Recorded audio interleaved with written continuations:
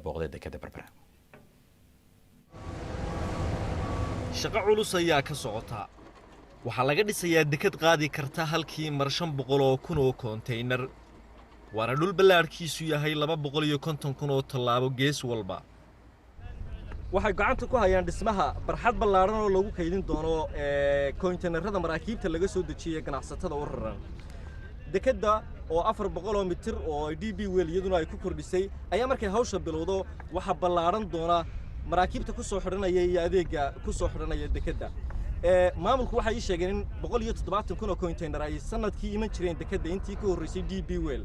laakiin imika markay ay dekeddana hawsha bilowdo waxa ku soo xidhan doona 470,000 oo konteyner sanadkiiba. taas waxay ugu macneeyeen in dhaqaalaha iyo faa'iidada ka soo baxaysa laftigeeduna ay sidaas oo kale u saddex jibaarmi doonto. intii ay maamulka la wareegtay shirkadda DB Well dekeddii Berbera ee hore waxa ay gelisay 50 milyan oo dollar waxaana boqolkiiba 30 kordhay dhaqdhaqaaqii dekedda. waxaan ku shaqayn jirnay anigu maraakiibta guushaanta ku yaala ayaan ku shaqayn jiray oo riski fara badan leh oo halis fara badan lahaa runtii oo ilaa 30 qof guushkan anigu wada ay ka shaqayn jireen keligii oo halis badan gelin jiray oo wayradiisu aanay sugnayn oo tanku qaadaya aanay sugnayn oo damage fara badan keeni jiray oo khataro fara badan aan geli jirnay. imikana wadiga arkayo waxaan ka shaqaynaa maalada DB Well ay keentay markabkii bariga hore aan ku rogi jirnay 14 cisho imika 2 cisho ayaan ku rognaa. ilaa imika faa'iidada ka soo baxda dhismaha dekedda ayaa dib loo geliyaa.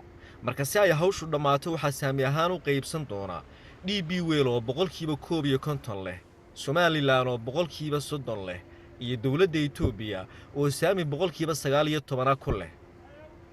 ma jirto maalgashi adduun oo la sheegay in Itoobiya ay ku darsatay horumarinta dekedda, balse sababta ay qaybtan u yeelatay ayaa lagu macneeyay sidan. Itoobiya waxa ay gacan naga siinaysaa isu socodka alaabada imaanaya Berbera kana baxaya.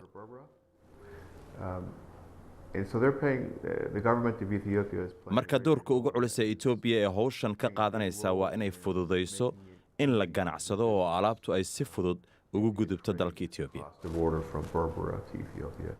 Somaliland ayaa iyaduna dhankeeda maalgashiga dekedda ka wada. qalabkan oo ay soo siisay malaayiin dollar ay dhawaan keentay. waxaanu keenay 2 taag oo cusub oo mid ka yahay 3,300 horsepower 60,000 oo tan bay jiidayaan markab ah.